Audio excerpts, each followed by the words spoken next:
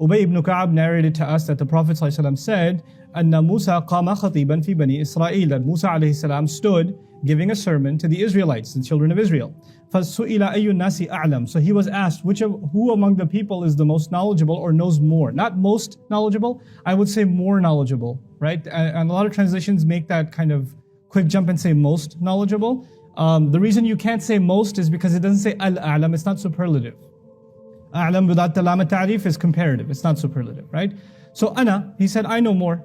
And of course this means in the context of among these people, I know more, right? فَعَتَبَ اللَّهُ عَلَيْهِ. So Allah reprimanded him, إِذْ لَمْ يُرَدُّ الْعِلْمُ يُرَدَّ الْعِلْمُ إِلَيْهِ, whereby knowledge was not attributed back to him. This red piece is actually sharh of the hadith. لَامَهُ وَخَاطَبَهُ مُخَابَطَةَ الْإِدْلَالِ وَطَالِبًا مِنْهُ حُسْنَ مُرَاجَعَتِهِ وَمُذَكِّرًا لَهُ بِمَا كَرِهَهُ مِنْهُ. That's all explanation, so I'll skip that part. Okay? That's just from a muhaddith. In any case, إِذْ لَمْ يُرَدُّ الْعِلْمُ أو يُرَدَّ الْعِلْمُ إِلَيْهِ. You guys just did muda'af, I believe. I was hearing some madda yamuddu maddan fahuwa maddun, right? So when you say al-amru minhu for radda, right? So we rudda, ruddi, and urdud, right? So the majzoom version, the lightest version, could be yarudda and yaruddi and yardud, and that's where you find lam yarudda.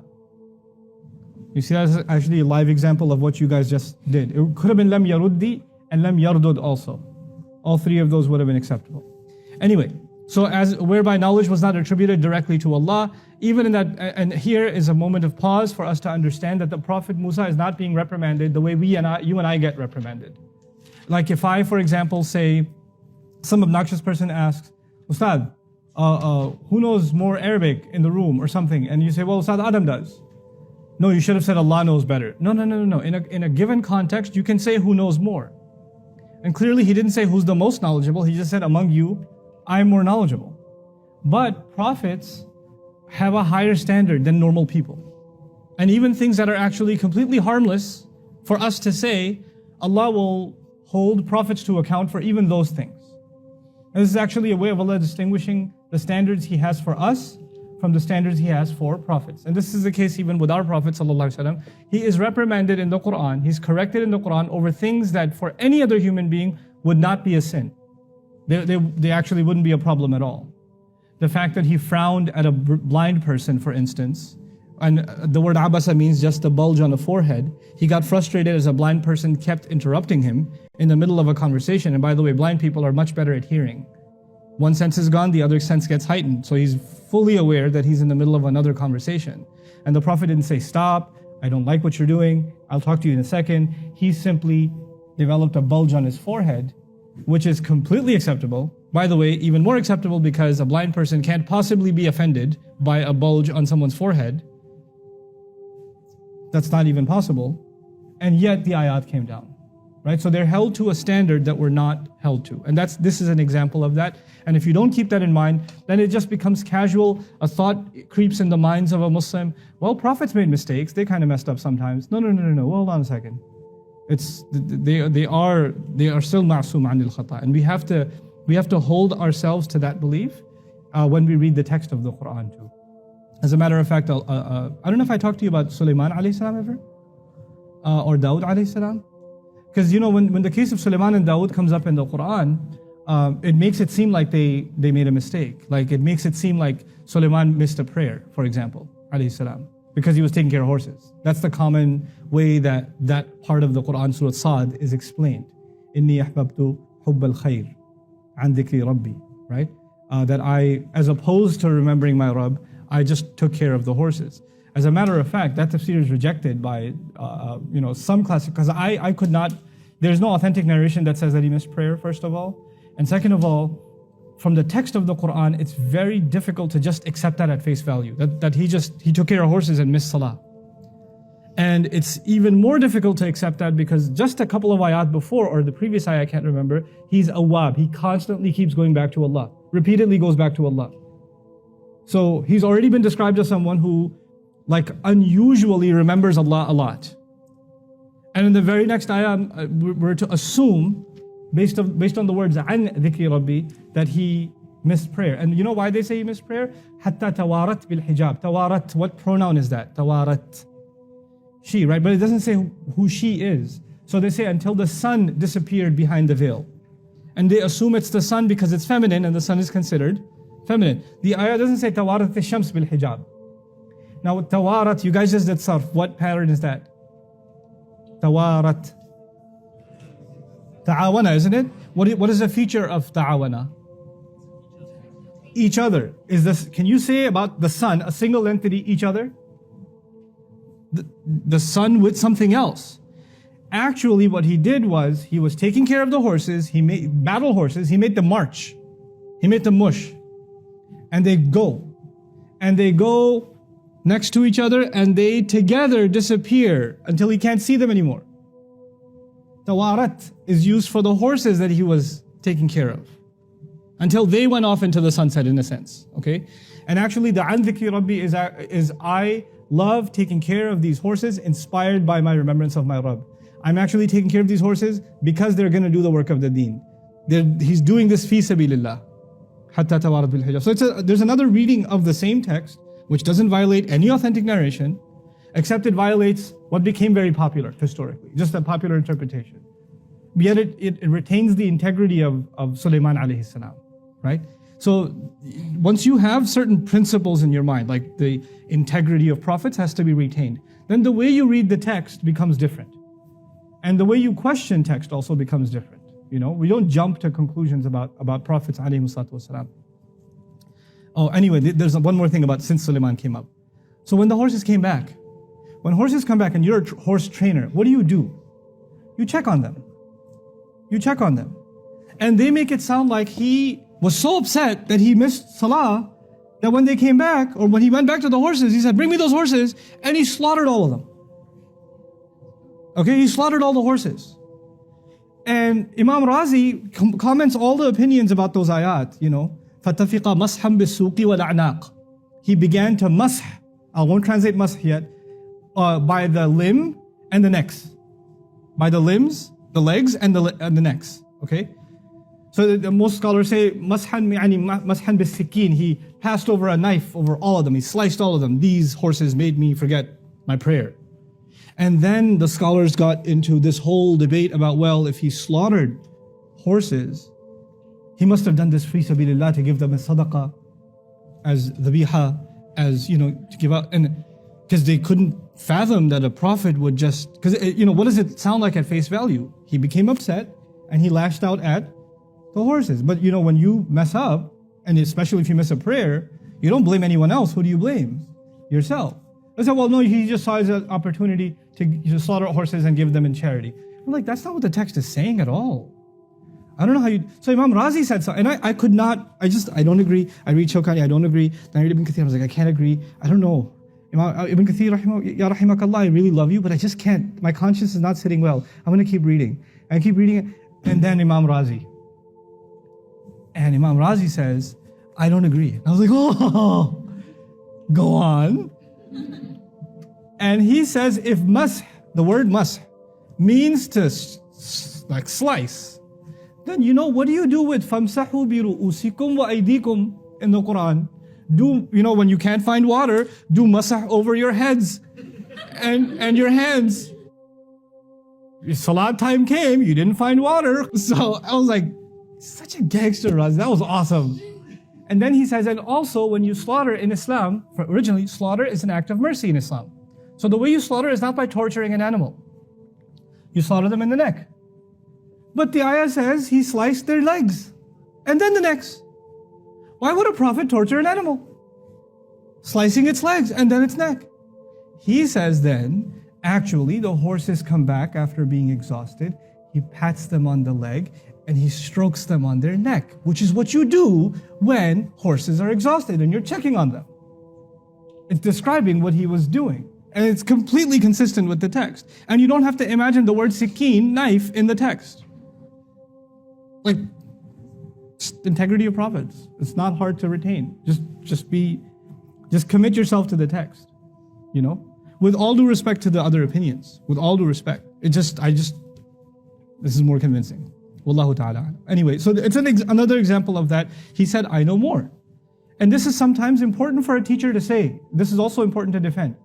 You know, if, sometimes students are acting obnoxious. Why aren't we learning chapter 7? Why are we learning chapter 4? I know a little bit more than you. Just a little bit. I'm not saying I know everything, but can I just teach you right now? Okay, fine. Sometimes you do have to put a student in place. You have to remind them of their place. And he had to do that. And by the way, he's teaching Banu Israel. They kind of have a tendency to get out of line a little bit sometimes. So sometimes they have to be told, Ana a'lam. Just listen, will you? I know. And what kind of question is, Ayun nasi a'lam? What kind of question? You ask a prophet, who of the people is more knowledgeable? If you follow a prophet, isn't the answer to that question automatic? Isn't that a question you don't even need? And when a ridiculous question like that is asked, then you know what? It has to be spelled out. So he's not in the wrong for doing so. Anyway, Allah uses it as an opportunity to take him on a journey. And so, bala. فَقَالَ لَهُ بَلَى. Not at all. لِي عَبْدٌ بِمَجْمَعِ الْبَحْرَيْنِ. Of course, I do have a slave right at the merger of the two seas. هُوَ أَعْلَمُ مِنْكَ. He knows more than you. قَالَ أَيْ رَبِّي وَمَنْ لِي بِهِ. Yes, أي means yes, of course. And also another meaning is E. E and أي, similar words. رَبِّي وَمَنْ لِي بِهِ. وَرُبَّمَا قَالَ سُفْيَانُ. Sufyan is the narrator. أي رَبِّي وَكَيْفَ لِي بِهِ. Who is it that I can be with him? How can I get to him? Who is it and how can I get to him? Those are the two variations of the narration. قَالَ تَأْخُذُوا حُوتًا. He said, go take a fish. فَتَجْعَلُهُ فِي مِكْتِلٍ. And put him inside a miktil. Miktil means a basket. It's my notes. وِعَاءٌ يَشْبِهُ الْقِفَةِ.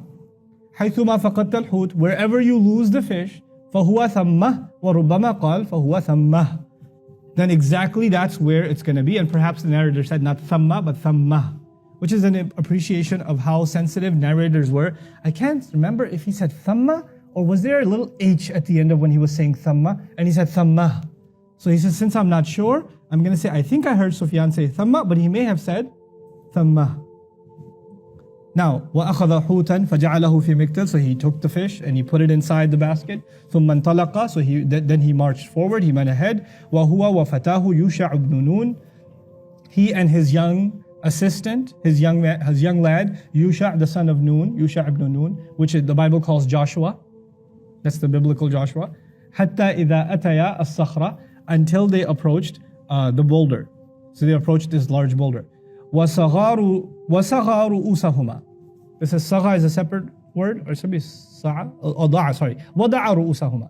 They placed their heads on the rock. Like they leaned at it and they just kind of passed out. Okay?